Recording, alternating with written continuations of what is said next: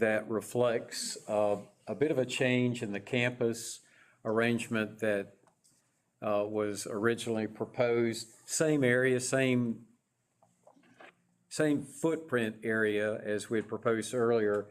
And we were looking at the possibility of using some of that old abandoned runway in conjunction with that for a place for these aircraft.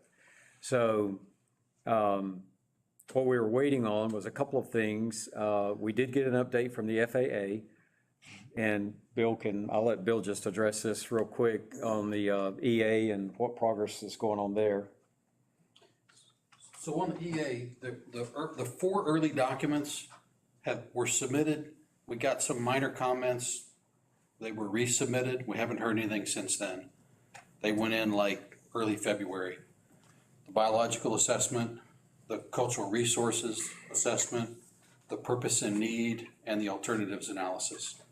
We're working ahead on populating the rest of the EA document itself, which is, it's a template format, so there's a lot of that stuff we can do ahead of time and then just tweak it once we get comments back. Haven't heard from the FAA in probably 6 weeks on anything, so I think they're bogged down in report reviews, and I know that's something we've heard before, but I think we have traction this time, as opposed to periods of time when we didn't have traction. But other than that, I can just say the FAA is reviewing. I will also say this came up in another conversation, so I don't think I'm sharing anything out of turn here. In terms of biological resources, there was nothing new or unusual discovered. I think we know there's gopher tortoises at the airport. There's wetlands over there, which will be avoided. There is scrub jay habitat, but no scrub jays responded to the electronic calling that was required. So I think that typically, Chad could probably elaborate more, but that typically just results in prior to construction, you got to look for nests and do a quick survey and avoid any scrub jay nesting. It's probably not a place that you're ever going to see them, but there is some suitable habitat over there. So the bottom line is we are making progress with the FAA where it had pretty much come to a standstill. Now we're making progress in that at least these reports have been received. There's been comments, so we weren't having to start completely over on this EA process.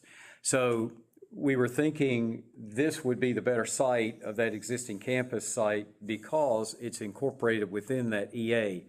If we move to another location on the airport, now we're going to have an EA on just that portion. So what we can do is, bring back to the board next month the drawing that Mr. Prang had prepared and showing that area. And there's some connecting taxiway that we would be responsible for as the airport. And then there's other taxiway that would be part of that campus. And as you know, MHC Rockland has funding through Space Florida for a lot of that, if not all of that campus. So that's where we are right now. And they've got some more airplanes coming. So we need to find where the best place is that we can see about putting them. We would probably need to kind of look at what existing areas can handle the weight bearing of the airplane. That's one reason the old abandoned runway would be a good choice, because its Right. load bearings at 150,000 pounds. So are these going to be converted to fire bombers, or has it been decided? So you're only going to work them 1 or 2 at a time? Well, we need to work 3 at a time, but we're limited right now because of the hangar space. Right. And we talked to our engineer in-house, and he said if we were using, he would have to talk to you about it, but he said one of the things that they've done in ramp areas where it's not reinforced for, I think the highest gross weight we're gonna have is about 80,000 pounds, was to put steel plate down for the landing gear. So For this first initial flush, are they going to be tugged in and out of position? they're gonna have to be, because we just don't have any other way to park them.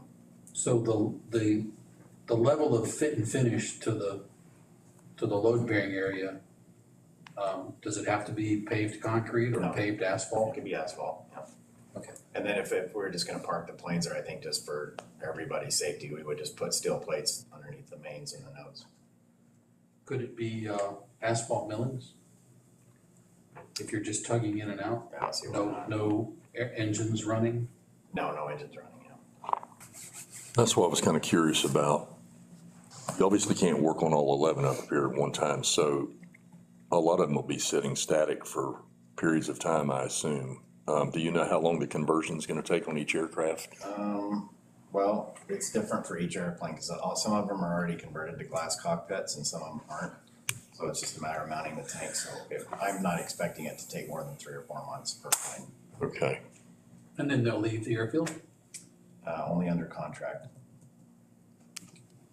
Do you have to go through the same thing you did when you got them from the Australians? They've got to be registered and before y'all can fly them or anything? We kind of bit that one off when we got the Australian plane, so that process is. You got that one down pat? Okay.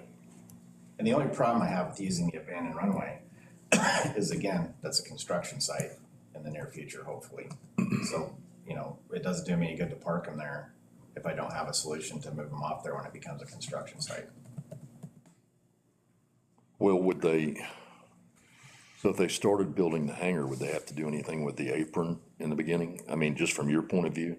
Are you worried about dust? Part of what we talked about with what Mr. Kirkland was just discussing about the new layout for the campus was utilizing part of the old runway as part of the ramp.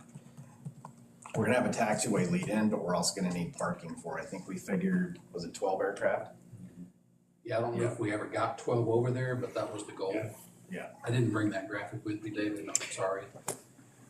I can kind of point it out on the board, I think. That's kind of the, Yeah, this is kind of it. that additional space that we talked about too. Yeah. So this taxiway, the lead in right here, what Bill had drawn up, which is basically making a parking ramp on this side. And then what I suggested was, because there wasn't enough aircraft parking, was to add an additional ramp space on this side of the lead in. We can get some copies And of then we'll that. have, Yeah, that's only 6 airplanes though. Would that be part of your submission to Space Florida to Yes. include that in the? But didn't you extend it? We and talked then about this is the extending that. No, we existing didn't do that taxiway. yet, but I see. Oh, okay. each Part of that Okay. old tack, or that old runway, Maybe or just- whatever, however it lays Well, out. that's swing space for coming in and out of the hangars. So if during construction, if Space Florida could do that, let's call it infield ramp first, and then you put a temporary fence erected along there temporarily while the construction's going on.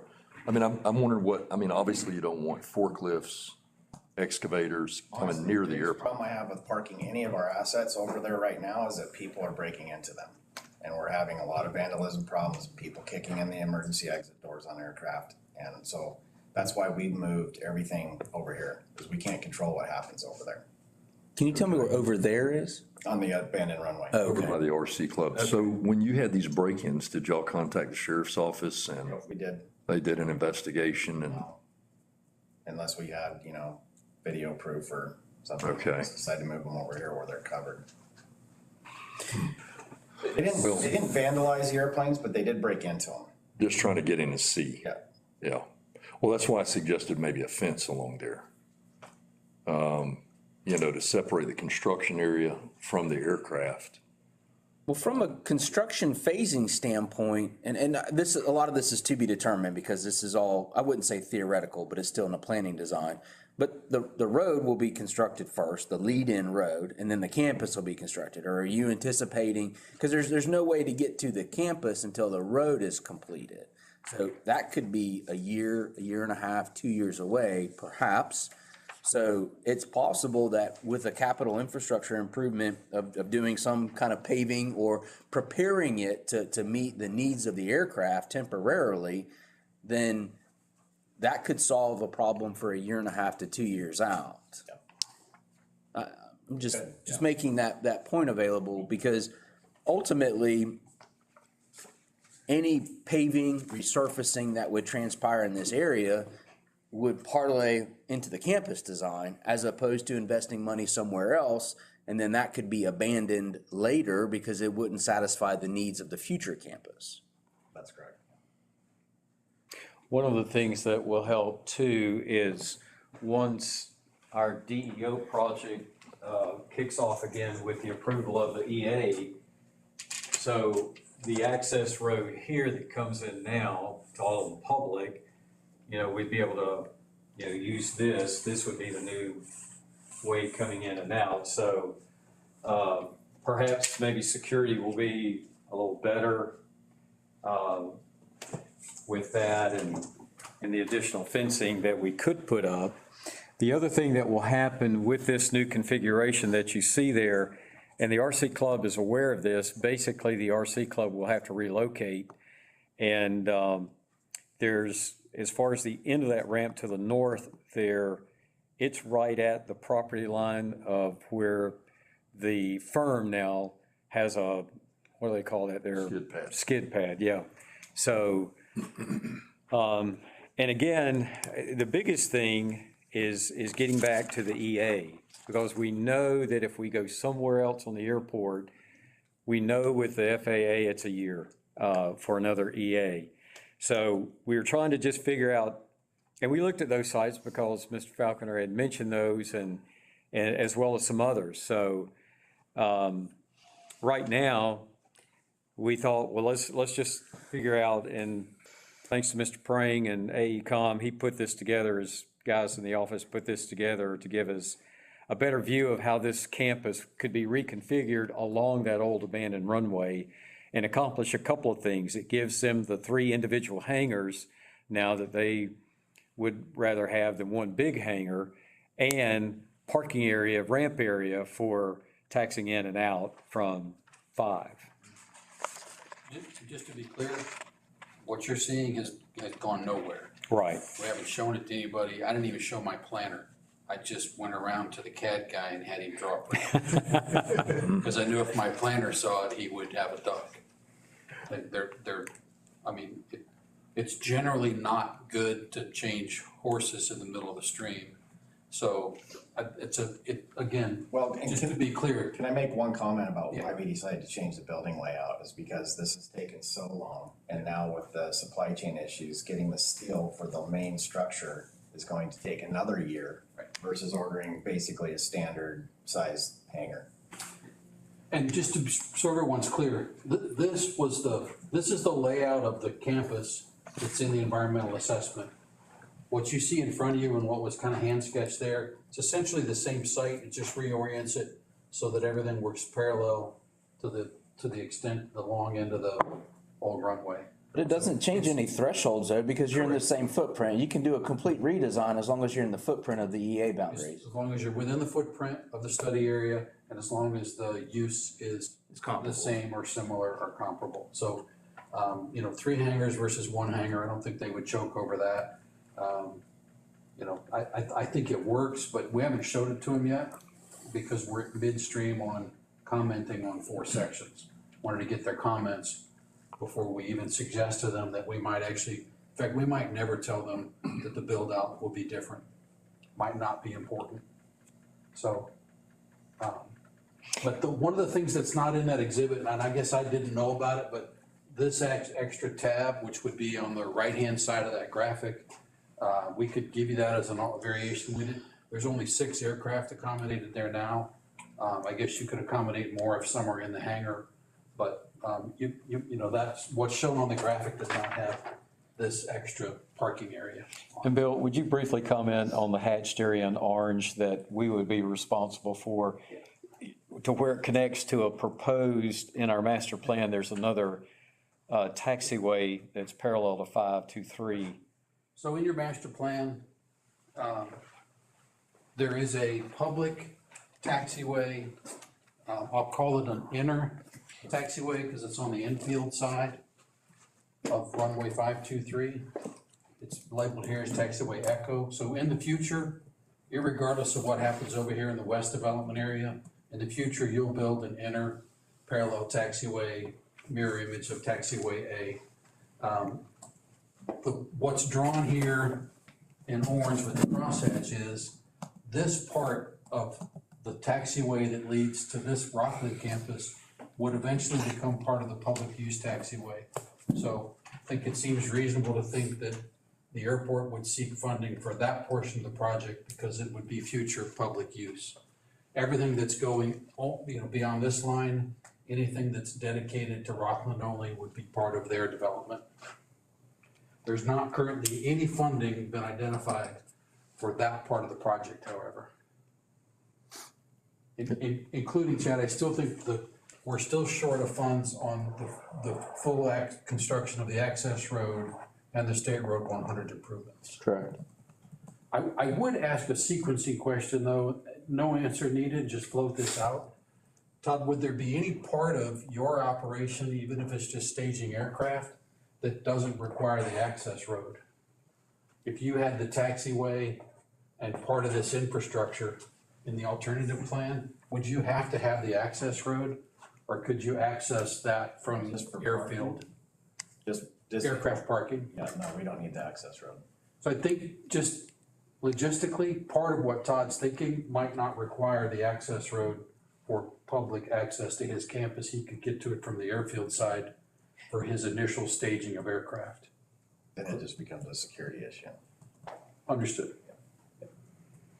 So since that conversation, Ms. Cersei, we've been looking for funds, as Mr. Brain just said, that short portion there is not listed in any of our requests with FDOT or FAA. So we're just trying to go out, find out if there's grants, monies available, to find out if Space Florida. So we're looking for those resources, knowing that this is coming and that, we're eventually have to do something with that, so. And the consideration, as you mentioned, with Space Florida, is that's obviously not a grant. That would be funding that we would have to repay. But it may be something that would be easier to acquire versus what we've tried in past years, which was either looking to our local banks or through the EDC, which is not gonna be enough money. So the Space Florida, and I think that would be a much easier agreement to nail down, only because they've already made the investment with Rockland, so it's all under the same project. So that may end up being, but we're not getting any feedback right now from the state on our access roads off of 100, so I think we're probably gonna have to look into other alternative solutions. So it looks like that taxiway that adjoins 5, the portion would be responsible for. That 400 feet you got on here, is that to the center line, Bill? Probably. Well, that's actually center line to center line. That's So center what line would to you center line. estimate this to be, about 350 feet long? 400? Yeah, it's probably still 400 feet. What would your guess be? And I realize we can't hold you to it, but for a 50-foot taxiway that would handle, say, 150,000 pounds, what do you think we're looking at on cost there? That's probably between $500,000 and $1 million, Okay, built with asphalt. okay. Today, prices are crazy right now, but I just estimated a similar stub taxiway for another airport, and it was about $1 million, but it had some lighting and signage and drainage that you wouldn't have here.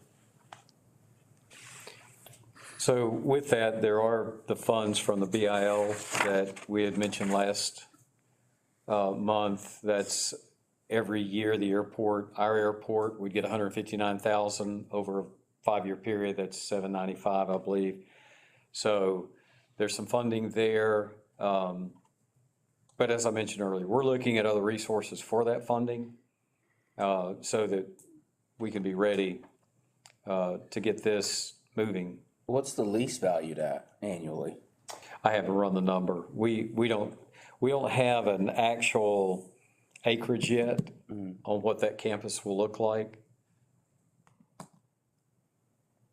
David, one nuance, the BIL funding, you cannot acquire it before the fiscal year that it's in. Okay, So you don't actually have 795 until you get to the 5th year. we can accumulate it. You have 159 now, you'll have 318 Right. next year, you'll have 4 whatever in the 3rd year. You can get it at the beginning of the fiscal year, in theory, because it's already been appropriated. I think everybody who does federal funding kind of has a question mark on that because it's kind of hard to imagine. Normally, there's annual appropriations that occur, but somehow the bill says this appropriated money in future years. I think that's probably a political and a legal question mark, but at least in this first 2 years, we've been told that the fiscal year 22 BIL is available, and then in October of 23, your next BIL allotment is available. You don't have to wait for the normal AIP cycle till the July, August timeframe. You could get a grant on that early in the fiscal year. You don't have to wait on an appropriation or some continuing resolution that what we typically have to wait for. Okay, from a project delivery schedule, I'm hearing that the EA may be completed in August, September, perhaps. That'd be great. Okay. You need this facility in November, if I'm hearing you correctly. No, we need somewhere to park 4 planes. Okay, but in order for that to transpire, you'd have to have a taxiway and approach to get to this facility that would need some level of improvement. We can taxi a plane, we can tug a plane out there right now. Okay, so it's feasible now without any site improvements? Yes. It's just not desirable. The current conditions aren't desirable. Todd, can you get through, there's runway edge lighting? Runway end lights, yeah. Yeah, Yeah, we strapped it. C-54 through there. and oh, the did they? others. Yeah. Okay, Yeah, remember there was 2 P3s Okay. over there for a while, wasn't there? okay. Are And the Electra's gone? Not yet, but I just hired the guy to scrap It's it. a slow death. As it should be. But is that an area that maybe houses 1 or 2 if it was tidied up a bit? I don't know if you've tugged between the hangars there, one of the P3s. It was, I think you had to grease each side of corporate and E. So, It's- yeah, we have exactly those. 9 inches of clearance. Oh, I Yeah. can tell you because he was biting his fingernails. That's not good. through there. No, that's not feasible. It's, how would you describe that, Lou? Nail biter? Harrowing? Nerve wracking. Desirable to do again. Right. Okay, any other questions for Mr. Falconer? So, I mean, what are next steps? I think what we've got to do then is get with Bill and start a process of looking at that section. Make some notes. And we're going to continue to pursue funding sources. We'll reach out to Space Florida, at least by next week, and see if we can have that as an alternative, if nothing else comes up. Did I also hear, maybe a disclaimer, you're relatively sure for the next 2 years we can get those $159,000, but with a change of administration in Washington, you think that could be rescinded? Is there a possibility that could go away? So the question I asked, again, for the FAA staff in the Orlando office, the BIL funding is, I mean, they write grants all the time, but it's a bit of a different animal. It's not even like the CARES or the other stimulus grants. So the legislation says the money's available at the beginning of each fiscal year. And then there's one of the frequently asked questions they published says, you don't have to wait for appropriations, the money's already appropriated. I guess the thing that hung us up was that's directly contrary to every other prior year in history where you couldn't get a grant. You had money that was yours, but you couldn't actually get a grant on it till Congress appropriated the money, and they appropriate money once a year. So there was kind of a question, well, how did this Congress appropriate money in the third, fourth, or fifth year from now? That's just like, that's not how it's worked in the past. So the answer was, yes, it appears you can have your second batch of funding in the first quarter of the next fiscal year, October, November, December. But will that actually happen? I have a skeptical next to that. You might have to wait until after an appropriation bill is passed for there to actually be money to write the grant against. And again, the other nuance of Bill that's not obvious is I'll just reiterate this. You have 5 years of 159,000. You can only save the first year until the fourth year. So logistically, there's never really a time when you can have 795,000. You can have 4 times 159 in the fourth year, but if you try to hold year one over to year 5, you lose year 1. Right. So it's another, just a mathematical quirk, I guess. Well, I think my thoughts were if we got the funding from Space Florida, it is a no interest or a no interest loan, basically, right? For promotion of aviation jobs and whatnot, aerospace. So what I'm concerned about is we go finance this thing and it is $1 million or 1.25 million. We can make the payment annually with that money. But what happens if there's an administration change in the White House or in Congress? That's what I'm worried about. Then could they say, well, you don't get those last 3 years. We've done away with that.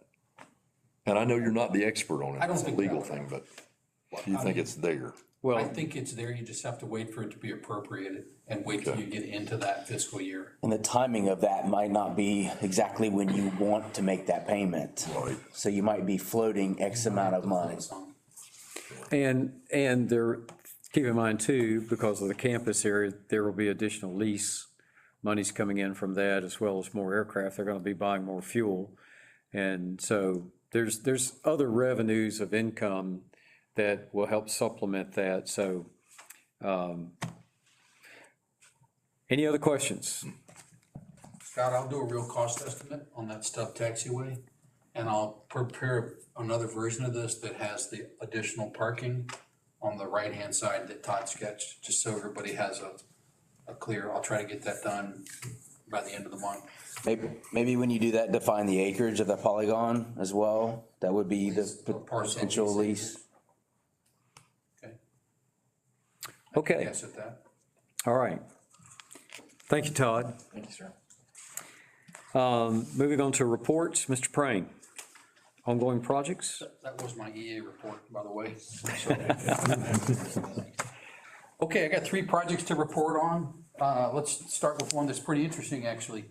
Herb Horn of Earthworks out of Melrose has been working on hangar slab replacements in hangar F1 and F2. All the easy base is gone. He's actually backfilled and he's up to almost to the bottom of where the new concrete will be poured. He's got one more set of compaction tests to do on that material, and then he'll start laying down visqueen and putting in welded wire fabric and setting his pins for grade. I think he's got concrete scheduled for next week on Wednesday, the 13th, and Friday, the 15th. Concrete deliveries are always subject to change, but if he hits those 2 targets, I think he may be out of there by the end of the month. That's a target for Herb, I think. Once he gets the concrete poured, he's still got to install a ground rod and a bonding node. He's gonna have to take off some of the asphalt along the front of the hangar and get a new smooth connection from existing asphalt, just like he did on the prior one. Actually, I said 1 and 2, I meant 2 and 3. Correct. My apologies, because we did 1 already. It did babies, all right, Yeah, right. I could see the look in your eyes, like, let's get the numbers. All right. Just let Torn it up the go. wrong floor. F2, F3. We've done it again. He's also, you guys processed a pay application for him. He's about 50% through the money on that change order. One of the things he discovered, if you go to the last 2 pages in your board packet, you know that when these things were built, I don't know, 15, 18 years ago, I forget the actual vintage because it predates me, but they were pre-plumbed down out the back of each hangar for the installation of a future restroom. So there's a plumbing pipe stubbed in, and it runs down the back side of the hangar, the east side of the hangar, to a septic tank and a little grinder pump. The grinder pump's just been sitting there for 15+ years. It's a complete loss. It never went into service because nobody built a bathroom. Turns out if someone had built a bathroom, it wouldn't have worked because all the sewer pipe has adverse slope on it. And Herb discovered that when he had the slabs torn out. And so I have a proposal from Herb to reconstruct 2 of the hangar sewer outlets. The color picture of that actually does more justice. I don't think a plumber built those plumbing lines. There's actually 4 different sections of pipe in about an 8-foot run. And there's a combination of. They're using some- repair couplings Yeah, on there's a there. combination of some rubber Fernco hubs with band clamps on it. It's really it's a catastrophe. But again, Herb checked all the slopes when he got it exposed, and he said it wouldn't have flowed anyway. So he's got positive flow on 2 of the hangars. He's gonna check the 3rd one if they can dig it and uncover it on the backside of the slab to see if it will flow or not. But we can get these 2 fixed. I think hangar 1 flows into the hangar 2 outlet. So when we fix these 2, we should at least be able to have restrooms in the future for F1, F2, and F3. To fix these 2 outlets and recover them is $1,800. This is a now or never, as far as once the concrete is poured, you would have to do Get a back out to do it later. just saw cut it all out and start it. Yeah, or never have restrooms. That's the other alternative, is don't make these restroom ready. And the 2 prospective tenants that want those do want restrooms. Okay. So, and just beware, this just gets from the hangar floor out to the trunk line. The trunk line does have adequate flow, but when you get down to the septic tank, you're gonna have to replace that grinder station as soon as somebody actually starts putting flow in it. And I've already got an estimate on that. That was that one I told the board about. It was around 3,000 or 3,500. Yeah, unfortunately, I mean, a grinder station that just sits there without use just corrodes away. And Yeah. I think the electrical wiring is the only thing holding it in place. The other components have already rusted away and the pump's just hanging there. So he's ready to do this work, but I told him I would seek the board's approval tonight. I know David's got a running tally of, at least an approximate running tally of the funds available for that. Again, the proposal is for $1,800 to fix these 2 sewer laterals. Do we need a motion or do we just need consensus? I think we need a motion to spend the money. Okay, I'll make a motion that we approve for this change order in the amount of $1,800. $1,800 to Earthworks.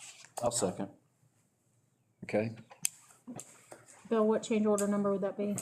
This will be change order number 7. 7. I thought it was on there. Who seconded? I did. Chad? Yes, sir. All right, we have a motion and a second. All in favor of the motion, say aye. Aye. Opposed, same sign. Carried. Okay, so again, recap, concrete next week, Wednesday and Friday. The week after will be cleanup and asphalt paving, and he hopes to be out of there by the 29th, which I think is the last Friday of the month. Any other questions on that? Just a quick note on water and sewer rehab, water and sewer feasibility study. You guys know you've partnered with the city of Keystone Heights to conduct a water sewer feasibility study. We're almost complete with our forecast of water demands and sewer demands. We've been looking at all of, not just the main part of the west side development, but all these other parcels, making some assumptions about what types of industrial or light industrial or commercial uses might come in. We've got factors we applied to the size of the parcel, the number of employees. Maria was helping me confirm the number of employees at the firm, and I think at Rockland also. I still owe you that, don't I? You do, but if you get it to me, we'll incorporate it next week. Okay. And our next milestone for that project, which should be done in the next 2 weeks, is a technical memo. We also have a meeting with CCUA on the books Monday week, Maria, I think. 11th? I think it's the 11th, yeah. That's just Monday then. Yes. Okay. Correct. I'll see you back on Monday. So we'll probably try to float some of the preliminary data that we've got for on-airport. One of the key components of talking to CCUA is, when we first talked to them years ago, not only did they want the plan here to incorporate what the airport needs would be future and existing, but try to accommodate sizing water and sewer extension from where it stops back at, what do you call that, Speedville Road? Yeah. Where it stops there, extending it to the airport to be sure it had capacity to pick up commercial development that may occur along State Road 100 between here and there. We're not doing that. We're gonna talk to CCUA and incorporate their input, but we've already talked to them twice on the phone. I think on the meeting on the 11th, we'll try to raise that to actually get some numbers from them that we can put in our tech memo. Anybody have any questions on water sewer feasibility? Okay, last one is the design project. We're designing a project to rehab taxi lanes. It's funded, 100% design is funded by the FAA. Construction will be funded 90% by the FAA and 10%, up to 10% by the FDOT. We're a week late, honestly. We were supposed to have plans to you last week, but we missed the deadline. We're short-staffed and we're killing our people to work, but we slipped everything back 1 week. The pre-bid meeting is scheduled for April 19th. The bid opening will be on May 19th. And I'd like the board to consider having a special one agenda item meeting on the 24th. Actually, you can add other agenda items if you want, but I just need you to have one agenda item, which would be to tentatively award a contract and approve the submittal of the grant application on the next day, May the 25th. I know you don't normally have an off-cycle board meeting, but I think if we wait all the way till the June meeting, which is actually 2 weeks later, we may miss out on the opportunity for some FAA funding. We do need discretionary funding for this project. So you have an allotted amount of funding, but we're asking the FAA for more than your normal allotment to be able to fund the whole project. Maria has got the advertisement placed, so the ad will run in a local paper and we're gonna get the information out to interested bidders starting next week. I don't know what your normal procedure is for calling a special meeting. I just wanted to try to raise that so that it occurred at a time that met our schedule. We can do that, and we can officially set it in our May meeting, which will be May 3rd. Okay. So we'll just, at that meeting, Maria, if you'll add that to the agenda for the May 3rd meeting to set the special call meeting. Okay, but you're proposing to have it on that date, is that not correct? I would propose that you have it on the 24th, and if you want to pencil that in or block that out, that would be a courtesy to me, and I would appreciate that. I try not to have special meetings for you, but So if you want to tentatively put that in your calendars, but we'll bring that officially back in our May meeting. we did get some comments from the FAA on our design plans, 4 simple comments. We've already addressed them. Your new ADO manager is Scott Carrero, so we'll send back answers to his comments and the updated plans probably Monday or Tuesday. And rock and rolling on that project. Okay, Anybody have any other questions? all right. So we're Thank- planning on that meeting at 6 PM. Sure, that's good for everybody else. That's a Tuesday, so, yeah, Yeah, Tuesday, I was just planning Tuesday at the normal time. yeah, 6 PM. Would be my That's fine. suggestion, but if you want to tweak that, you can, and you schedule it for real. All right, And I think I'll stay for Donna's report, because there's funding for this project in her report, I think. And I'm going to excuse myself. okay, Thank you. Later. You, Todd? all right. Thank you, Mr. Prang. Ms. Whitney? Is Ms. Whitney with us? Yes.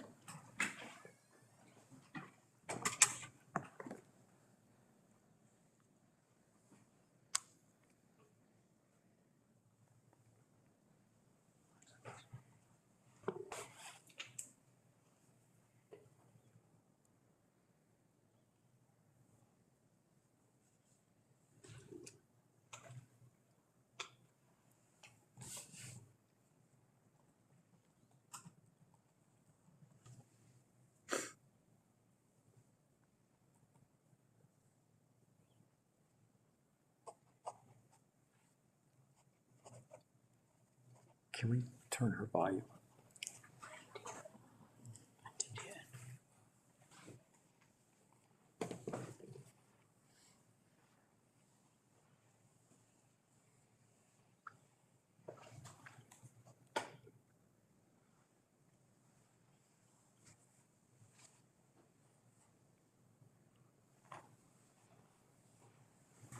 Yeah, I got the resolution.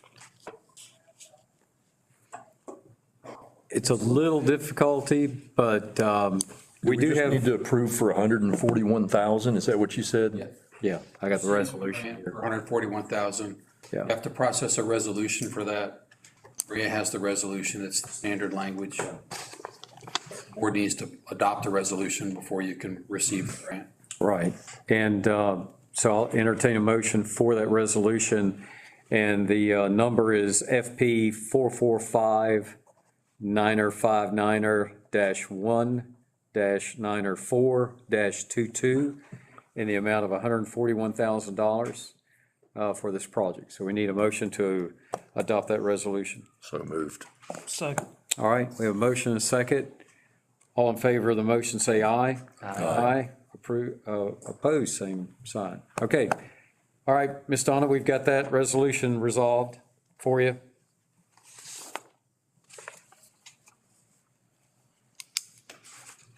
All right, do you have Thank any you. questions? I don't have anything. Okay, all right. Thank you, Ms. Donna. I'll take my leave. All right. Thank you, Mr. Prang. Okay, under my topic, I have one item. We had received, actually, we had approved last month a new contract with AECom for the professional general engineering consulting services. We sent that to our attorney to review. He had a couple of comments that he made, and so we gave those comments back to Mr. Prang, who in turn has sent that to their legal staff. So they're going to be looking at those. In fact, Mr. Prang just asked me if it would be all right if their attorney just called our attorney and see if they can work out those details. So that's where we are with that. We can continue to do the contracts or the projects that we have in place, but we can't start any new projects until we get this contract resolved. So, As soon as we get that feedback from AECom's attorneys, then I'll send it out to the rest of the board to review in case there's any comments or questions. all right, any questions about that? All right, let me just briefly mention, because Mr. Prang alluded to a running tab that I have. So the last number I had, we were at about $352,000 left in the litigation funding. They just received an invoice for $100,440. Mr. Prang said that was about 50%, so we're looking at probably another $100,000 that will finish out all of that, or those two hangars that they're working on. So that's probably going to put us down to around $150,000 left. So we'll just get an update. I'll get with you, Maria, and get the exact number, so we'll have that for the next board meeting. But that's about where we are, based on the numbers that I've been keeping tabs on. All right, that's all I have. Moving on to natural resources, Mr. Richard. Mr. Chairman, if I may, I had an item come up yesterday, so I Okay. wasn't able to get it on the agenda. Okay, If you'll allow me just a minute or two to get everybody up to speed, I realize we can't take any action because it's not on the agenda, but in any event, Clay County Tourism has a close working relationship with Visit Florida, the state-run agency that oversees the tourism industry in the state. And they have a website, and they allow different tourism-centric companies, nonprofits, going concerns, the opportunity to place their link or some other form of advertising on their website free of charge. So the Lake Region Development Corporation applied last week to be allowed to be put on their site, and we were initially declined. And I had a telephone conversation with the lady in charge of that at Visit Florida yesterday. And after a lengthy conversation, she agreed to allow LRDC to take advantage of that, be a part of it. So what I would recommend is that the airport do the same thing, apply for free advertising on the Visit Florida site, because I didn't ask Brenna if airports typically do that or not. It kind of came as an afterthought. But if they do, if they will allow airports to advertise like that, I think it'd be a good opportunity for us. And in the meantime, You had to be a nonprofit though? no, you can be for-profit. You just have to be, you can be nonprofit or for-profit. You just have to be tourism-centric. Okay. And certainly there's a tie there somehow between an airport and tourism, right? And I did get your email too, and I forwarded that over to Lorena. So Okay.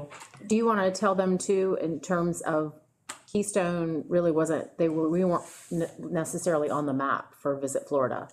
Correct. And then if you can get at least 10 businesses to get free advertisement on Visit Florida, then you become a destination Destination, right. on the Visit Florida And we're at website. 6 right now. So if the airport did it, we'd be at 7.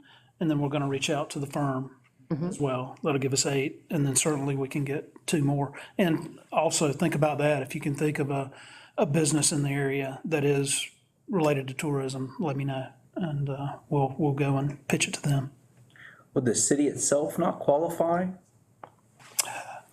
The city as an entity in itself? I don't think that they allow that. Okay. The municipalities, I don't think they allow. Which is actually kind of strange, just because of the different events that take place within the city. I mean, like all the stuff that Lynn just sent me today that's coming up in the next 2 months. Sure. You know, that's interesting, but. So there's no cost associated with that? No, sir, you just apply.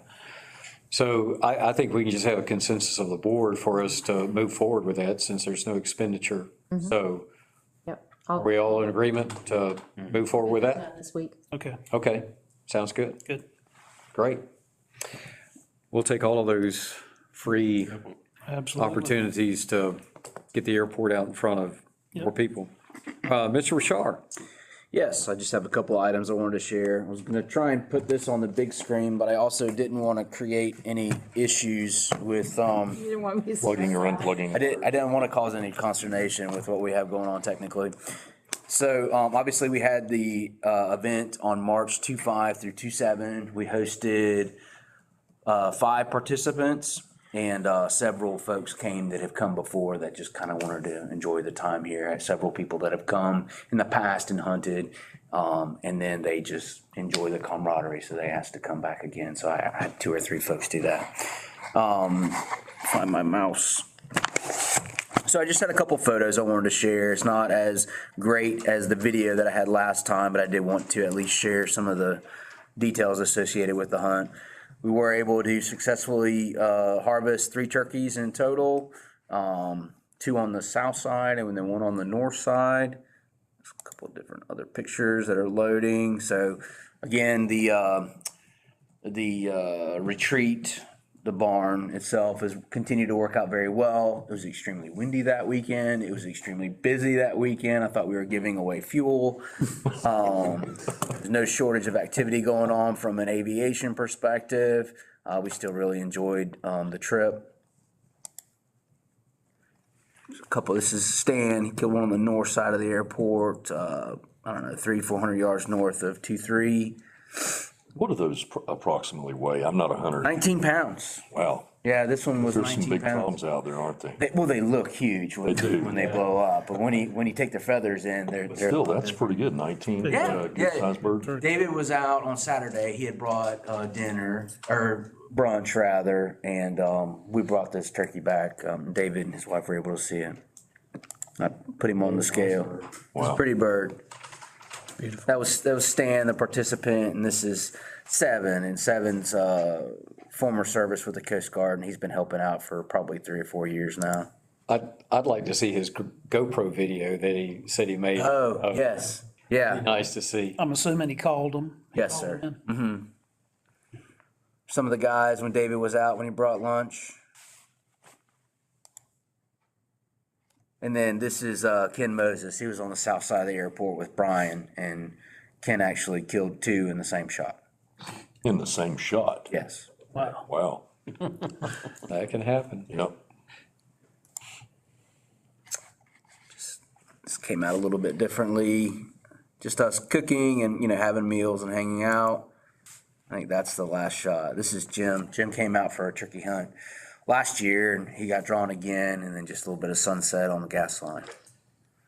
So just wanted to share some pictures and say thank you back to the board for allowing these activities to take place and the continued opportunity for us to enjoy the resources that the airport offers, that we always think about this as an aviation, and it is an aviation facility, but we have the good fortune of having the ability to host events and do something a little bit different and have community events. And as always, give back to the veterans that have provided a huge amount of service to our country. So thank you on behalf of Air Ops. I think one of the cool things too this year is that there's one of the groups out of West Palm who came in and did some qualification jumps, and they've been coming here, well, as long as I've been here, but the same, what was he's a Staff Sergeant. Zachary. He's been coming here for, gosh, at least 7 or 8 years. And this past year, when he was coming in to say, thanks, we always love coming here, we got on the topic of Air Ops. And he drove all the way up from West Palm because he asked if he could come and volunteer and just hang out and do the camaraderie. So I think it worked out. Yeah. He really had a good time. So that was really cool. And I wanted to just compliment Scott and everybody else who worked on the building down there. The new kitchen area, if you will, with the cabinets and countertops, and I mean, it's just 100. It's 1,000% better than what it has been, and compliments to all of those that you and whoever else was involved in getting that Albert done. and Kathy, when they were here, helped me. Yeah. So Did make a big improvement. It's nice to have a functional kitchen. Well, and you nice can to be tell, organized. again, I get back to it all the time. I love lights. My cantina lights, the guys like them, I guess. So I don't mind burning electricity. That's what I did for a living. Hey, would it be possible, I can't remember when we came up with our new website format. Do we still have a gallery on the new I website? do. I just made myself a note, if you would Can you email get those these where over to Morgan. start putting your pictures on there? Sure, be happy to do that. Because we've got a little brief synopsis on the Air Ops that Sure. occurs. If you could get those. Yeah, I can give those to you today if you'd like. No problem. Perfect. And Chad's right. I was there for just an hour maybe, but wasn't there some sort of, there was an event going on between airports the and poker then. run. Yeah, a poker We run. had 18 and aircraft come in. wow, I mean, Coming from what other airport? I think airplanes from Love's They Landing. started out, down in the Ocala area, and I think they went to 5 different airports, and there was an entry fee, and then it was a 50-50 at the end of it. And the weather it was windy, but it was absolutely gorgeous. Good sleeping Blue weather. sky. Got down to the 50s at night. But yeah, I was here for about 3 hours here with Morgan, and I think 18 aircraft came in. oh, it was busy. And I think a lot of the guys that were here, when they were sitting around, it's like, wow, here comes another airplane, or here comes another airplane. And, Yep. Had and a little so, helicopter come in, a little Bell come in on Sunday. I don't know. Okay, so that concludes that one. So I have proposed a timber sale proposal.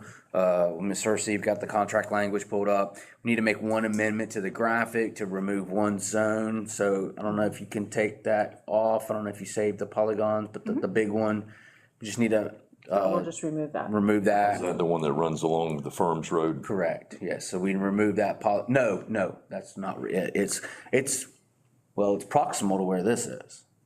Yeah, Yeah, it that's the runs along the. Okay, well, front, there's, yeah. I'm sorry, there's another one that we discussed that isn't on the firm road, but it's along their access road on the north Okay. side, but yes. And we're removing that piece only because I showed it to Bill, and he said since it's in the midst of an EA, we don't want to do any major clearing of that area, and then later the FAA goes, hey, wait a minute, when you started, there were trees. Right. And now there's not, so it's not worth the risk. Yeah. We can do that at a later date. No, it's fine. We have identified, I think there are 6 polygons total for the timber sale.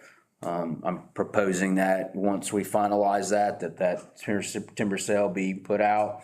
Goal is to have it, sold in May or June, have it cut May, June, and, take in the financial resources from that and go from there. I'm really not proposing any clear cuts in the industrial silviculture side. However, there's some smaller polygons that have been proposed around our infrastructure, and I would presume those to be clear cut mulch like we did over here. yeah. Otherwise, in the timber side, it will be fourth row logger select. So kind of a classic timber operation. And one of those areas, so we'll have our annual inspection in September, the airport. Right. So one of those is the RPZ off the approach to runway 11, Right. which instead of going in there and systematically pulling a tree by tree every year, cutting it, he's agreed that we can cut back. Did Yeah. you say that would, because I heard you and Bren from the firm talking about how much those pine trees suck up water. Do you foresee any flooding issues or retention of water issues for the small amounts you're gonna cut over there, or do you consider that to be a large amount? I think it'll be pretty fractional on the scale of things, but I don't spend a lot of time over there. I know Brent did indicate that they can have some flooding problems. Right. I think everyone can have flooding problems, and whenever we talk about flooding issues, is it post-hurricane? You know, we had 12 inches of rain in the month of March, which is a record that no one has ever seen in that month. So I equate flooding to, you know, or ponding flooding. Well, is it to the extent that it disrupts your normal operations on a somewhat frequent basis? Or is it just after a major storm event, you're gonna deal with some flood? Well, the trees certainly mitigate some of that, but what They I do. guess I'm asking is it gonna have a dramatic change on it, do you think? Or No. it's just, No, because I mean, the clear cut area that we're talked about for the approach, that's like 5 acres. So that's gonna be a five acre clear cut. okay, And then the rest of it will be a thinning. okay. But, you know, if there are some issues that Brent indicates, then, you know, we can work with some plumbing and Work with it, some, you know, whatever cross drains are available. In reality, aside from the infrastructure that was placed in the 40s when this airport was constructed, there isn't a lot of cross drains. There aren't a lot of piping on the airport aside from whatever underground, you know, systems are in, and then the major ditches that were dug and so forth. So there aren't many drainage. Well, and they weren't planning on anybody being out in the woods with a dune buggy then either. Right, we weren't- So yeah, we weren't They were planning trying around those to activities. protect the facility, you know, the airfield infrastructure, so, Right. okay. So, I'm under the working assumption that do we need to approve my motion to do a timber sale in 2022? The contract that I shared with Ms. Cersei?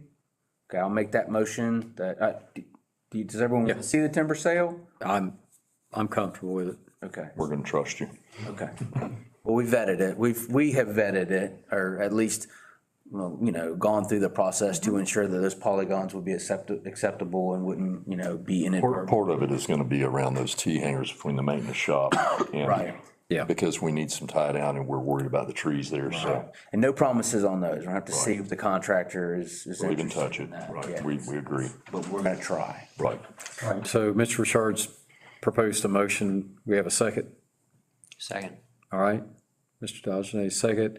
All in favor of the motion, say aye. Aye. Opposed, same sign. All right. Okay, my last item, when I was out here, March 25 through 27, I did see a fair amount of, well, not a fair amount. I did see some individuals that were using the, outside the airfield area for their personal pleasure in dirt bikes and an off-road vehicle, on several occasions. I did share that information with Luke and Maria last week. And I just, you know, want to bring it to our attention. From my perspective, it could be considered a liability. We haven't authorized the use of dirt bikes and off-road equipment along the gas line, on the trails, et cetera. So I don't know how the tenant agreements are written. I've never looked at them, but I don't think we've ever authorized the private pleasure use of any kind of off-road activities that isn't sanctioned by the airport or that is in some kind of effort associated with what we do. Tenants? Yes, sir. So So to follow. we know who it is? To follow up, so basically Chad shared with me what vehicles, and what motorbikes or whatever that he saw. We were able to narrow down who it was. I sent out an email to them. And the next day, the tenant came over and said, yes, but not to the extent that, because what we ended up seeing after Chad called us, Luke went out there and we took some pictures. And what we saw on Gasline Road was there was a kind of like burnout of just torn up grass and whatever in a big circle.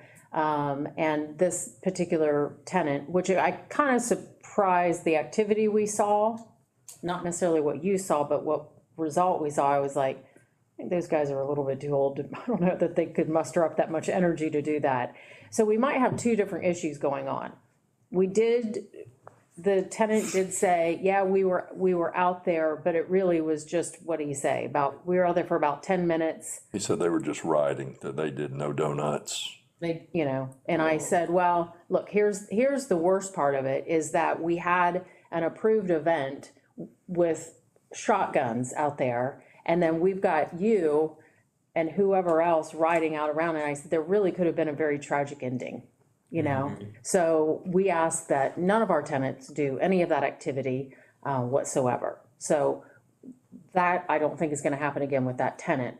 But it is concerning because I do think that there is some activity going on. I would suggest that maybe between the three of us, we can come up with an area where we can put up a game camera, do something, because there's something's going on. I don't know if it's people who have access to this gate down here, and somebody knows somebody, and then they come in, and then they're doing something Or in the middle of the night. we had the previous employee that just resigned or whatever and went to another, that had seen unfamiliar faces on four-wheelers last spring. So we may have a breach somewhere in our fence line, or some access where. I don't think, I haven't seen anything on the fence line. The only breach on the fence line is along Blanding that the Bears have breached. Okay. There are no other breaches in the. Well, did you see any of those riding motorcycles, the Bears? We saw one. Bicycle. Yeah, got a Ringling Brothers tag on it. Well, the game cameras is a good idea. But is there any way down by the lake that they can come up through there? Is there any? Sure. Yeah. Four-wheeler can do anything. Yeah. That's what I'm afraid of, only because I knew of a couple of years ago, we had a couple of young kids who came in on, like, I'm calling it Totem Pole Road, the Crystal Lake Road Crystal around Lake there. Road, and then they walked up from the lake, coming up through here, and I'm like, who are you and where did you come from? Right. And of course, it was innocent. They were like, oh, but I don't know how we can Yeah, control. we can do with it. I'd be happy to help with the game It's per cam thing. case, but If we can get some cameras, the game cameras are not that expensive, and they're motion activated, so Luke and I, Luke and Mr. Richard could go out and find some Sure, we'll take care of it. entry points or some, funneling points that come in, and maybe we can catch somebody. Well, I guess my biggest concern, of course, is, there's a legal aspect associated with this, and if someone were to be injured while out in the woods doing an unauthorized activity, I don't know where that lands, to be honest with you. I'm not sure. And then I saw a couple of dirt bikes up and down the taxiway, and they didn't stop at the taxiway. It continued up to the gas line and down the gas line, so, The taxiway yeah, on the asphalt, yes, motorcycles, correct. Dirt bikes. okay. well, probably going down Okay, from there okay. to. Yeah, leading from the hangar up the taxiway to go wherever, so. Well, out of it, there has been one more individual that's been educated, and he did seem remorseful. He didn't mean to cause I think it was pure ignorance. I think I wouldn't say pure ignorance. I think that individual thought, well, what's the harm? Sure. But I think Maria did a very good job of explaining it, and I just wouldn't, I don't think we're gonna encourage the use of dirt bikes up and down the taxiway. I can't think of a reason why that would be. she just I asked her to put out an email again, what's it been, a month ago? Yeah, To the tenants. over 11 years, I can't count how many times, you just have to go, okay, everybody, here's a reminder, this is an airport, and this is how we conduct ourselves. And so every so often, you gotta stop at stop signs. You Right. gotta do it's Well, just reminders I- all the time. I think we probably should tell them that they can't be doing that, only because of the potential liability. I think you're right. Well, and that's what she did. She just explained the circumstances, and I think that individual got the message. He seemed to understand, okay, that was a no-no and it won't happen again, is what I got out of it. Yep. He'd make sure, so. I think the other thing is, I think we should purchase, Luke, like a long-range stun gun, you know, with like a big spool of wire. Because you're a pretty good shot, aren't you? He's just like, Okay, we're gonna move on. All right. That's all I have. It's almost like Wayne wins here again. Whoops. Oh, watch out, I'm loaded. And Mr. Shar, thank you for all you do with Air Ops, and I knew Barry Carlton, he was here, and Mention that. yeah, he's a good friend, longtime friend, and known him a long time, so he had a good time. All right, Mr. Fryer. Okay, and along those lines, we were trying to get it done before, but again, concrete deliveries were a problem. But on Wayne's Retreat, where Mr. Richard and them were at, phase 2 has now been completed. The concrete's poured, the new pillars are up. There is a ramp. The contractor first says, well, it's only like a 2-inch. I said, Chad wants a ramp we shall have. So there is a ramp there. That's been done, and so we think we're gonna have about $2,500 left for phase 3, which is the replacement of the siding that faces the taxiway. And after looking at it with the contractor, if he had to go in there and just cut a half a board and patch and piecemeal, it would be more laborious than just taking the window out and putting 2 new sheets up. So that's gonna be done. The attic closed in, and then paint. And I added a thing that the board didn't mention, but when I was working on that project, I tried mudding some of the ceiling. I put those can lights in there, and I can tell you I'm not a drywall person. But anyway, we're gonna see if we can get that done. We think we've got enough money to go ahead and have the ceiling finished. So that is in good shape. New roof. Now you get a nice concrete floor in there. I had him stub out a drain and a water source for a sink on the outside, you know. I don't know if you're cleaning idea. Sure, it's always a good to game or have. something. Oh, yeah. So he's already put that in. It looks really good. Stop by and look at it when you get a chance. And I'll yield to Luke here in a second because I want him to talk to you about the filter changes on the farm. I mean, we still got that to go, don't we? We do. But I would say we didn't think we were gonna have any jet fuel sales for a little while, and suddenly it has launched. We don't know if it's because of what's going on in Europe right now, but the Germans seem to be rushing to get their pilots recurrent. So jet fuel sales, if you look at the profit on your thing, has gone up good. It's real sweet. I think by next month, when we close out March, no, it'll be more when we close out April. Okay. March was, just. The tail end of but March April's was gonna be getting it. Significant sales. So we've been doing real well with that. Okay, and and again, I'll yield to Mr. Ford here in a moment, but, so, again, I want to compliment Luke on his leadership, his ability to think outside of the box. So we have our DOT grant for equipment purchases, and we're down to one item, and you'd think, well, that's not bad because we've got everything else. But the problem is this one item is the most critical piece of equipment I think we need right now. And that being the brush cutter, what we call a bat wing. Bush Hog is a brand name, as some of you know, but anyway, we had contracted with, or I say contracted, we had accepted from the Florida Sheriff's contract a 20-foot bat wing that was going to be manufactured by Land Pride and sold to us through Futch's Tractor, which has now become Crystal Tractor. So some of the players are still in play there, but they had originally promised us an April delivery.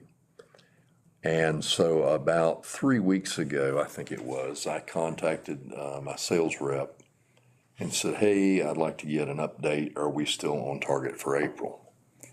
Well, they're pretty busy over there at the Hastings store. That's right in the center of all the farmland and everything. So they deal with probably hundreds of clients. So somebody was asleep at the wheel or somebody didn't notify them. Anyway, the next day, the sales rep called me back and said, unfortunately, it's been pushed out till September. And I said, well, our growing season is here now. Can you see, please see what you can do. So they've tried pulling all the strings they can and they can't. So I'll have to admit, I did ask him if they had any other lines, but what I saw, we looked at one called, was it Titan? And it is not a bad mower for a farmer or somebody who doesn't have a lot of acreage, but they're not really well built. They're, I don't want to say an entry level. I think he kind of described it as a mid-level. So we don't want to get any junk. So Luke talked to me out on the porch and we talked about it, and he says, listen, he says, I'm going to go ahead and call Lazenby's, who we've been dealing with for years. They're right over here on 301 outside of Hampton.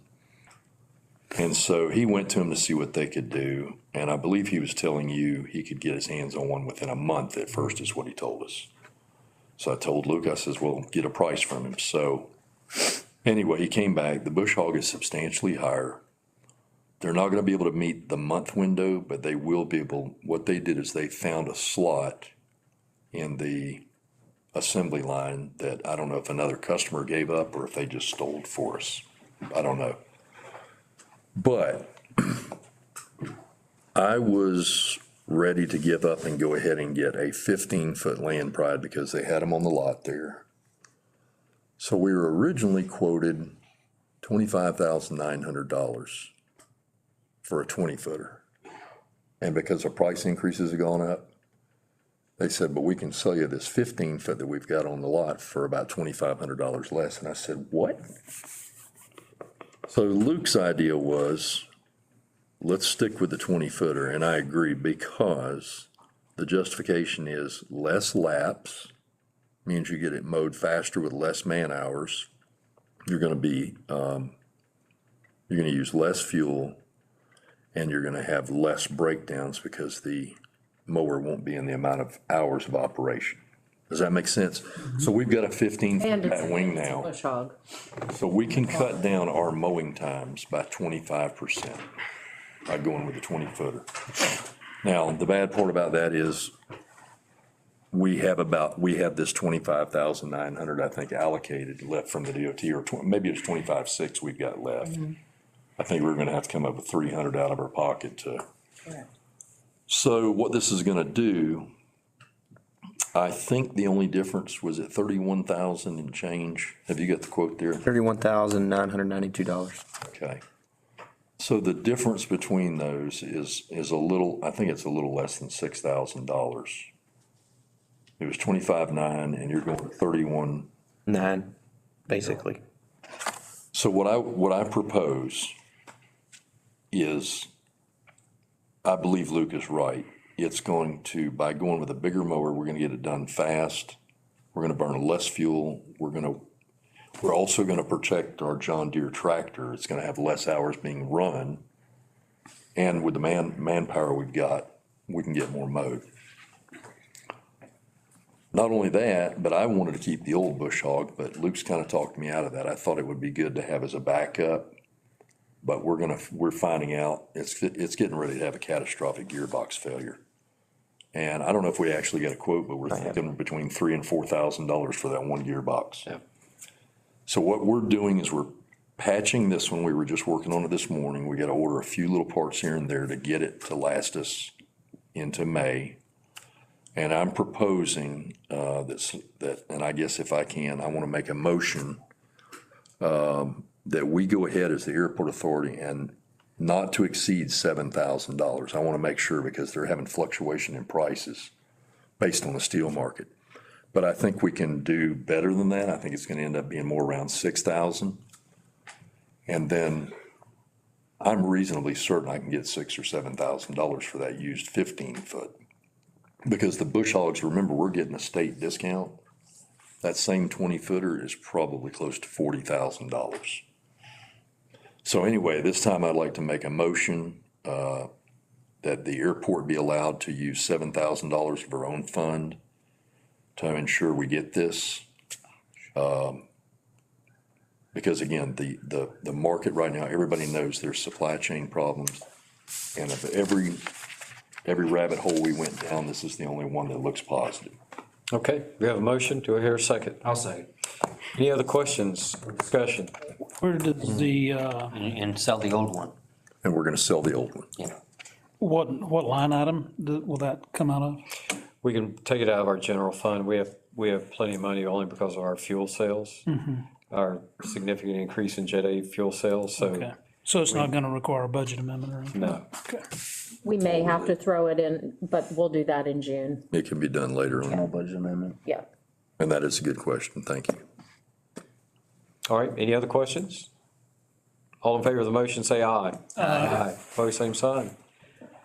Get it done. Okay. And I just wanted to talk to y'all about the fuel farm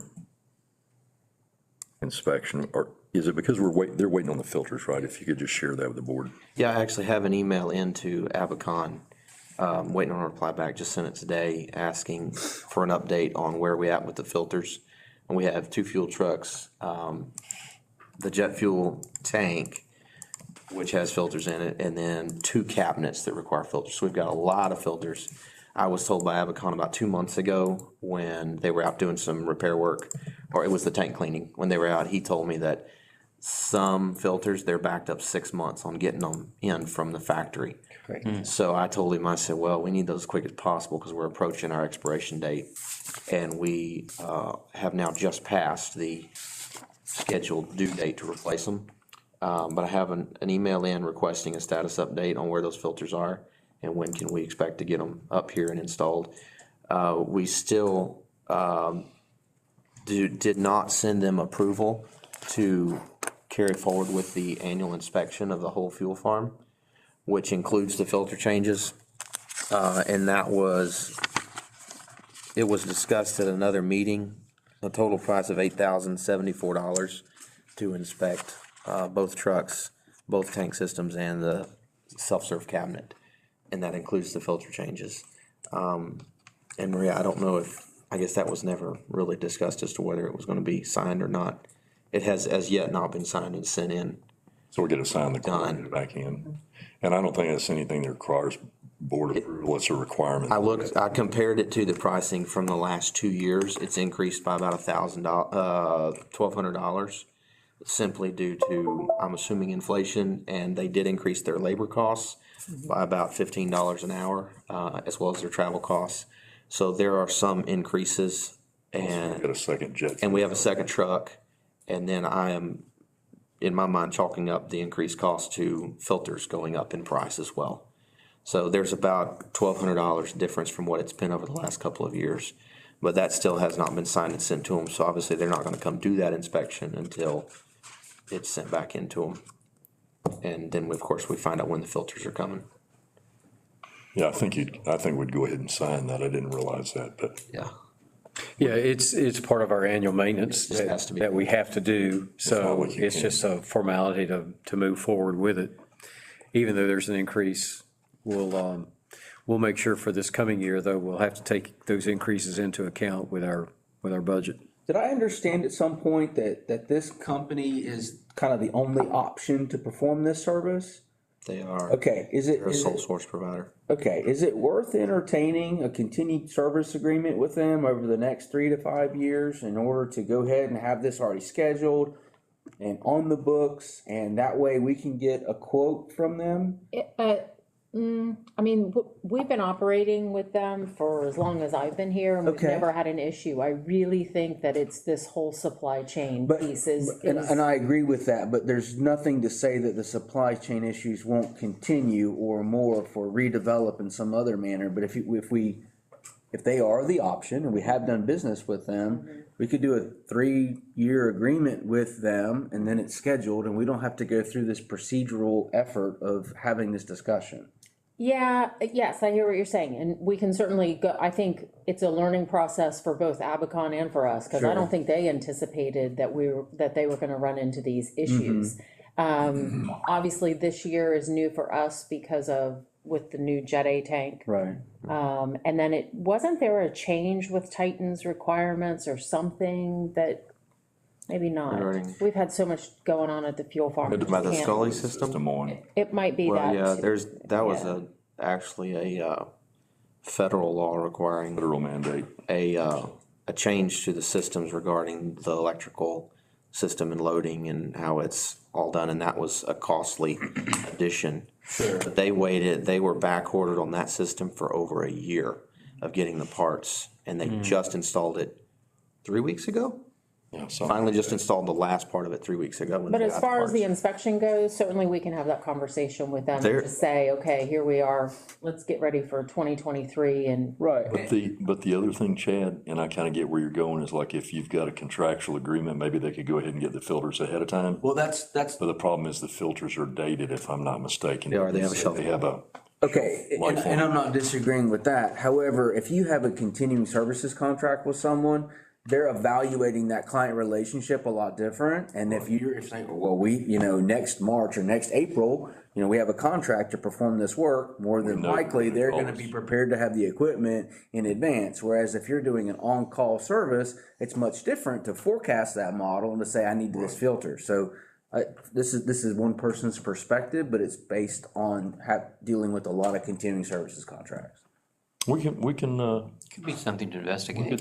talk to them. And I think it's worth looking in at. some cases, it reduces your costs, because if you can do a forecast model, then you can understand that you've got this contract for, X amount of years. Well, it may, but again, they're one of the few players in the game, so they can almost charge you what they want. Right, but having a schedule for something like this, when a continuing services contract, It it just it add can some- alleviate Sure. some labor time. Right. I would like to think that you spent a fair amount of time chasing this. Some, yes, sir. Okay, so. We also may have, and did you tell me, didn't you have a DP problem was that on the farm where your differential pressure went almost to zero? Did you ever figure out what that was? Did briefly in the avgas cabinet, but it's been a low pressure as it is. Okay, Which means the filters are not very clogged up, so, okay, and everything went back to normal. okay, so everything looks good on that. Had probably just a pump flow cavitation issue. And there's a lot of redundancy in these, there's a pre-filter, there's a post-filter, there's a media, and there's filters everywhere to capture water and everything, so. And you're gonna try to get the beacon, are they scheduled this week? Yeah, Clay Electric's coming out tentatively on Monday with their great big tall man lift bucket truck. And we're gonna install new bulbs in the beacon on both sides and see if that kind of improves the light output for both. Both bulbs were pretty milky colored inside, burnt pretty good. So hopefully the new ones will help. Then I'll get hit by lightning too. Probably. You take that back. Knock That's out how the that photo stuff cell. starts to happen. Tampa is not the lightning capital of the world. Keystone Airport is the lightning capital. Yes, sir. That's it. That's it? All right, thank you. All right, Ms. Cersei. All right, I'll go through this as quick as I can. Let's see, last month, we did have a brief DEO grant project update with Bradford County, just to bring them up to date on the advancements of the environmental assessment. We will be having an entire stakeholder meeting.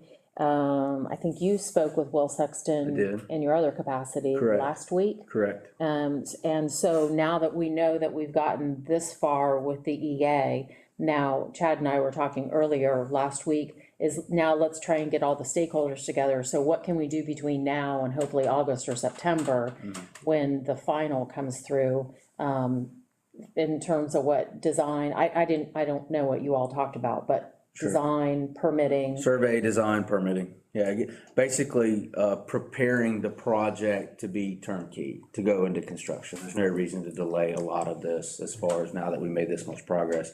Now the design side can catch up to the EA side. And if we can get that going, then maybe that just helps us in those efforts of the funding as well. So we can bring that, back to state funding. So I have a question. Is that, excuse me, is that something that we should consider noticing so that we can attend, or no? Is that not appropriate? Stakeholder meeting will need to be noticed. Yeah, So that we can all attend? Yes, sure, yeah. And I'm just waiting to hear back from Will. certainly. On his, I don't have it's up to Mr. Sexton to schedule it, but I think the goal is to have something in late April to early May, there's no reason to increase that amount of time. Sure. Just as a point of information, the estimate goes back to 2019. We've updated the cost estimate Last time it was updated was over a year and a half ago, prior to COVID. So I would anticipate, in addition to some deficiencies in funding, that there's gonna be an even more deficiency in funding beyond our span of control. Which is really gonna change probably a bit of the scope of the work, Yes. which means then we may have to look for other resources to put back into that infrastructure. Because, when we talked about it, doesn't include curbing, it doesn't include, there's a lot of things that. Security road- gates, lighting, there are several caveats of the grant, the original grant that was, I believe, developed in 2018 or so, that, that weren't evaluated. There was a lot of things that were. Some of which could not have been foreseen. I mean, let's say they didn't plan at all, but Certainly, and it's hard. Until you go through a design process, it's hard to develop a line item budget. right. I would anticipate, though, that there's a pretty significant deficiency in funding, not only for construction, but also for design. So that meeting was held on the 22nd, and as Chad mentioned, we hope to get that stakeholder meeting scheduled the end of this month, so.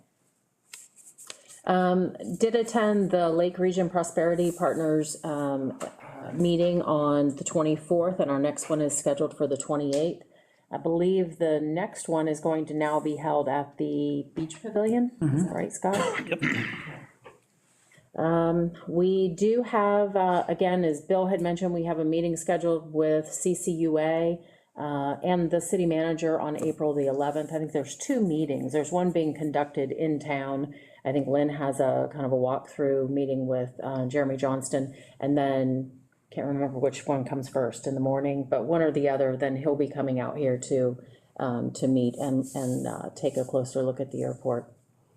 Our emergency management training schedule, we finally got that firmed up. We met with Brad Witt and with Bruce and with John Ward with Clay County. That is scheduled for April 26th, 27th, and 28th. We will be conducting 6 total classes, which will be identical. It's taking us 6 classes to get all of the law enforcement and first responders covered with all their shifts over 6 classes. So as I mentioned in last month's meeting, it'll be just a familiarization of the airport, access to the airport, and then what we've got going on here. This year, we're going to be including the camp as well as the rifle range over at the firm, which we did not include 6 years ago.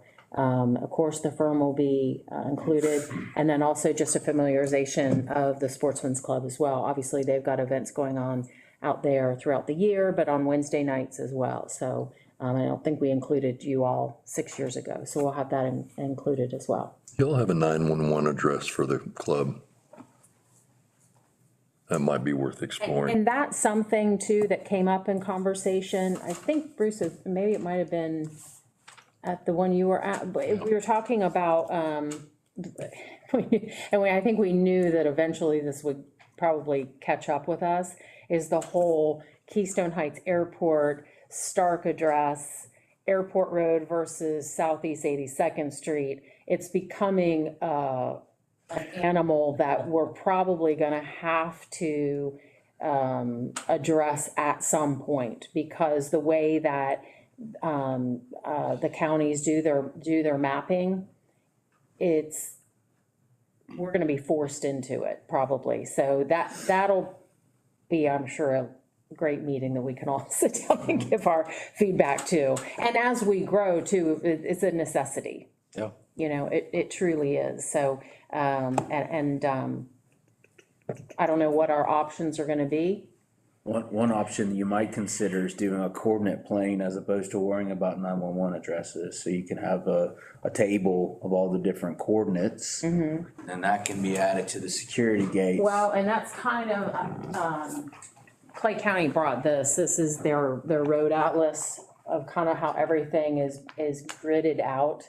And what we're creating, the old map from 6 years ago is that one right here.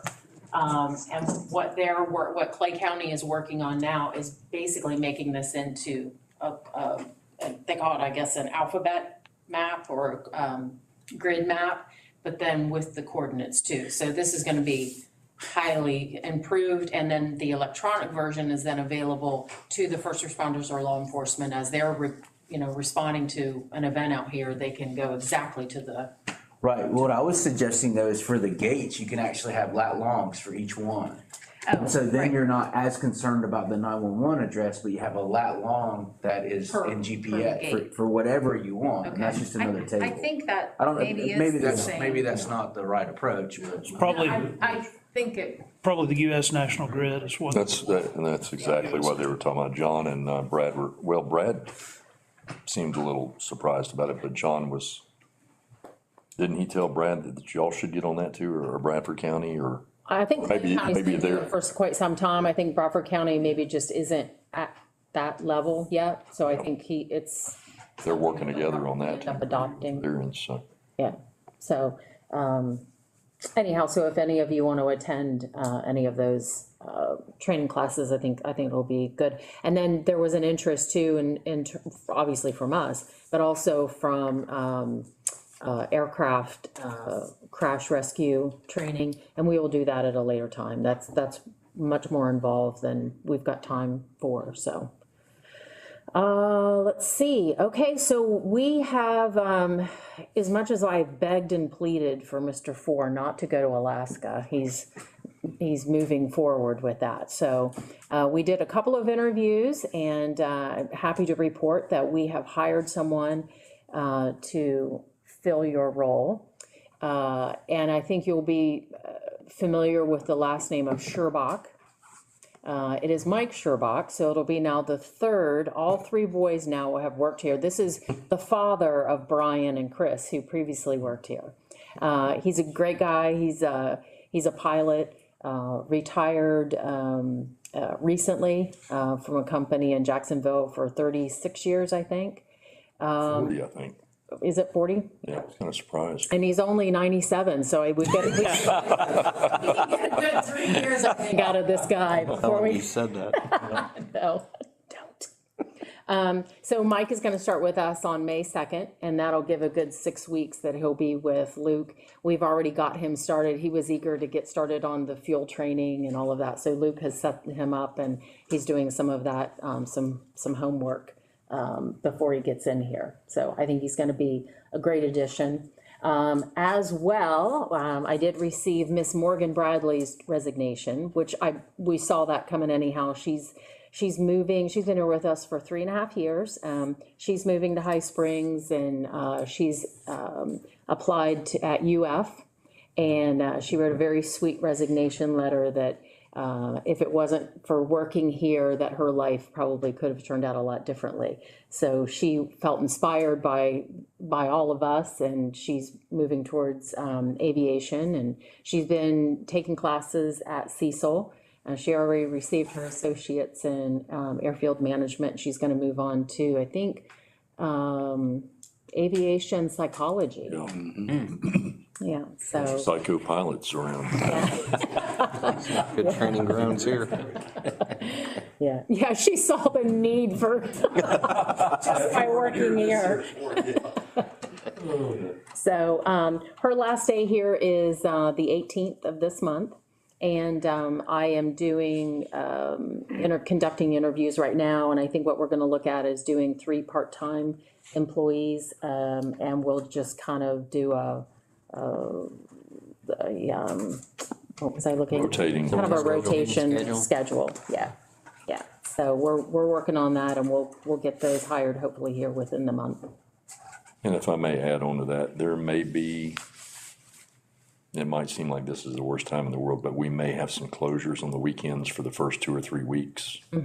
Yeah, we're considering just looking at schedules, just doing things a little bit differently. We're thinking about possibly not opening the office up on Sundays. We are, with the fuel prices the way they are, we're gonna get a new load on Thursday, and it's probably gonna be around $5.30, $5.35, $5.40 a gallon, which will exceed the highest it's been since I've been here. And I think we're gonna start to see just a trend that's gonna reduce in transient pilots. There's many weekends where Morgan's just sat out here and done nothing. So we're gonna give it a shot. That may not work. What's nice about our new FBO is that there is an after-hours access.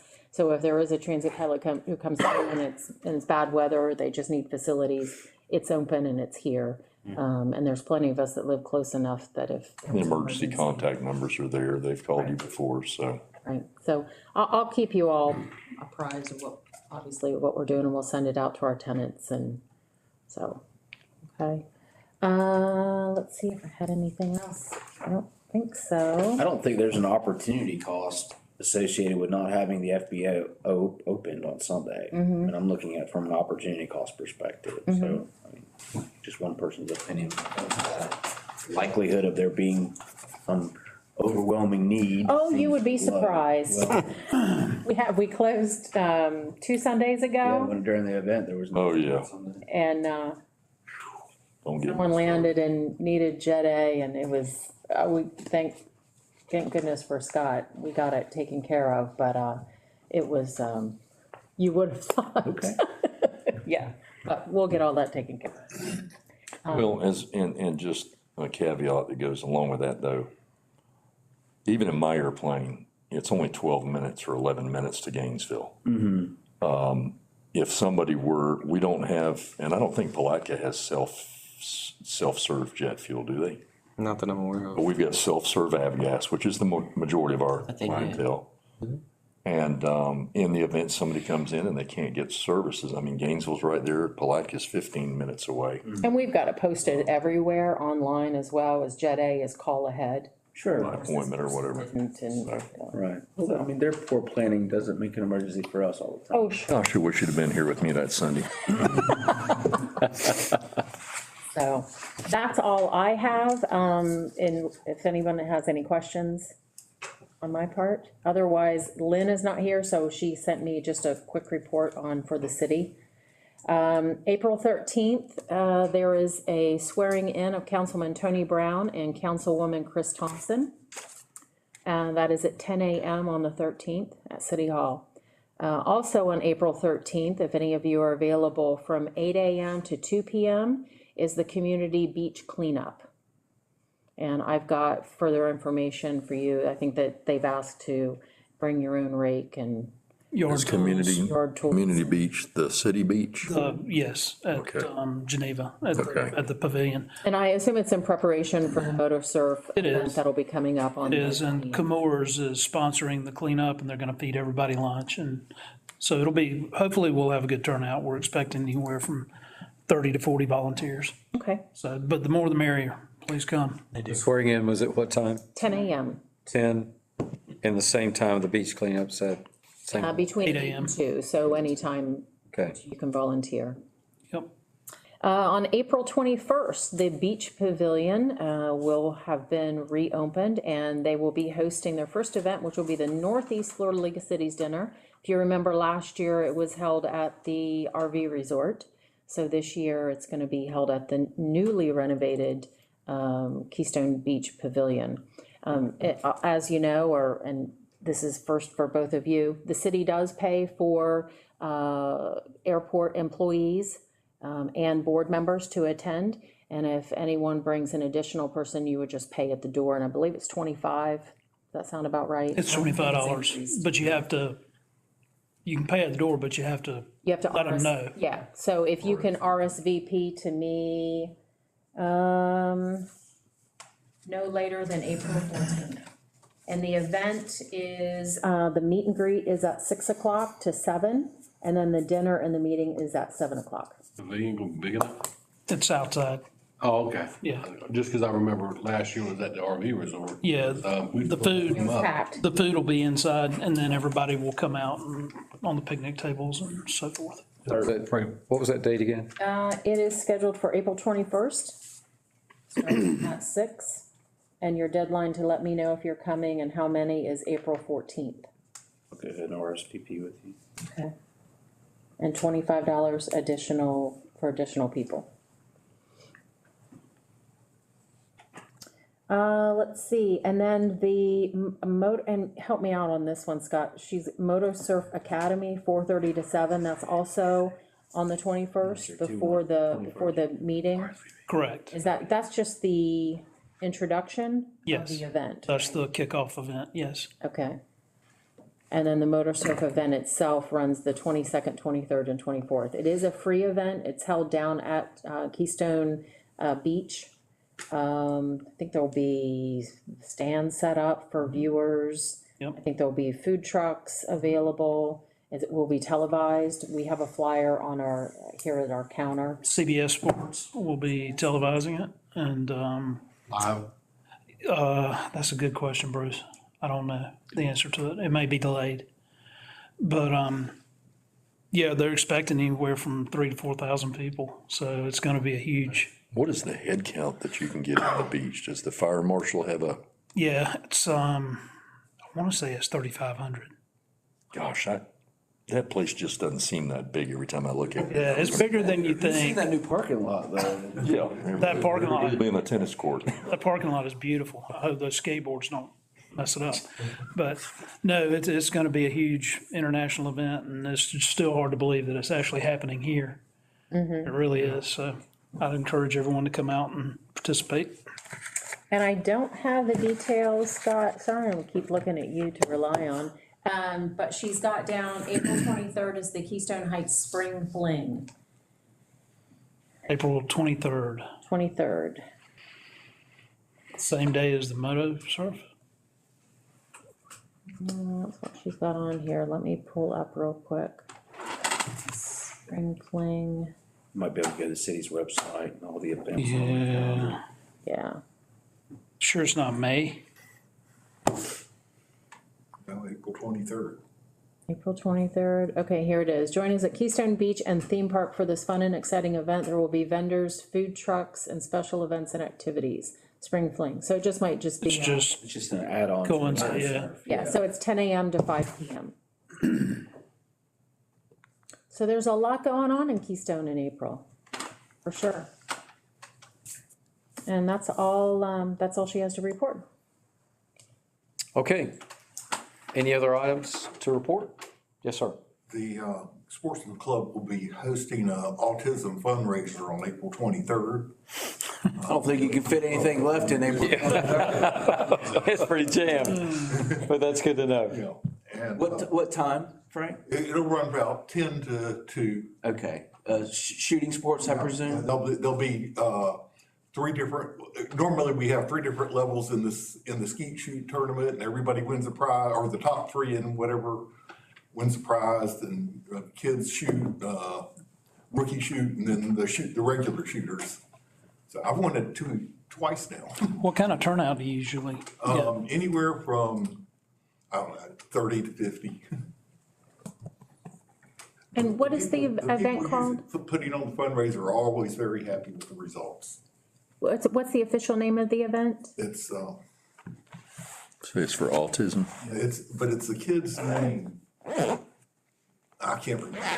Do y'all have, I'll send it to do you you. have, if you have a flyer, will you share that with Maria, please? Yeah, I will, I'll get it. I'll get that out to our tenants as well and get it posted.